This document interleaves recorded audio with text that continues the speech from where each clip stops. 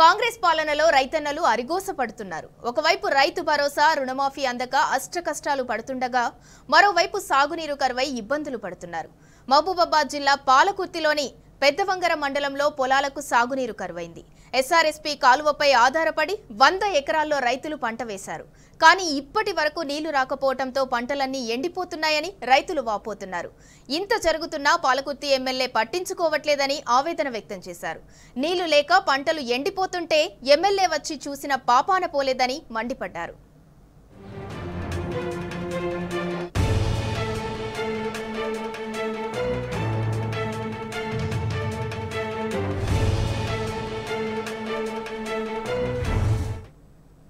మేము అంతకుముందు రైతులం. మేమంతా మాకు కాలువ వల్ల 10 సంవత్సరాలు మేము చాలా లాభంలో ఉంటుంది. మాకు కాలువ జూన్ అటుకు రాగానే కాలువ ఇచ్చేది. కాలువ ఇస్తే ఏమయ్యేదంటే ఆ మేఘాలు చెర్లలో నీళ్లు నిండినాక కాలం ఎక్కువై మేము బోర్లు కూడా ఆపే మాకు అప్పుడు ఆ 10 ఏళ్ళు కేసీఆర్ దయాకర్ రావు ఉన్నప్పుడు ఆ కాలువ ముందుకిస్తారికే మాకు చెర్లన్నీ నిండేది. చెర్లు నిండి మాకేమైంది, కాలువ వద్దంటారే వానలు కూడా ఫుల్ వానలు వచ్చేది. దానివల్ల మేము రైతులమంతా బాగుపడ్డాం. అదేవిధంగా సరే 10 ఏళ్ళు చేసినాం కదా, వీళ్ళు కూడా ఇస్తారేమో అని మేము అదే విధంగా నాట్లు పెట్టుకోవడం జరిగింది. కాలం పోయింది, ఇటు కాలువ నీళ్లు లేవు, రైతు రుణమాఫీ లేదు, రైతు బంధు లేదు.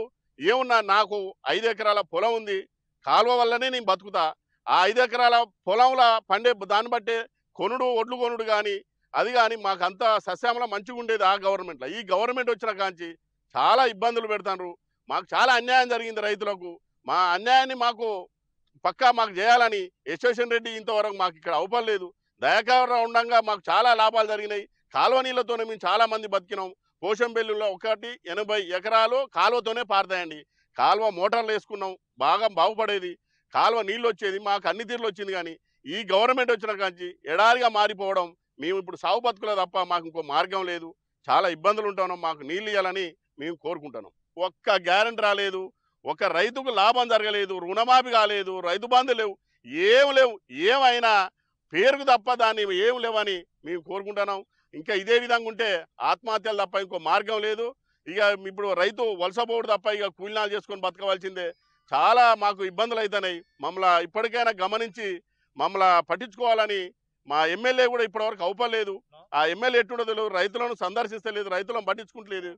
ఈ మాకు అన్యాయం చాలా జరుగుతుంది. మాకు కొంచెం చూసి మమ్మల్ని ఆగం కాకుండా రైతులను కాపాడాలని, కాలువ మాకు ఇవ్వాలని కోరుకుంటాను. లేకపోతే మళ్ళీ ఒకసారికి మందు సీజన్లు పట్టుకొని సావడం ఖాయం. పక్కా మమ్మల్ని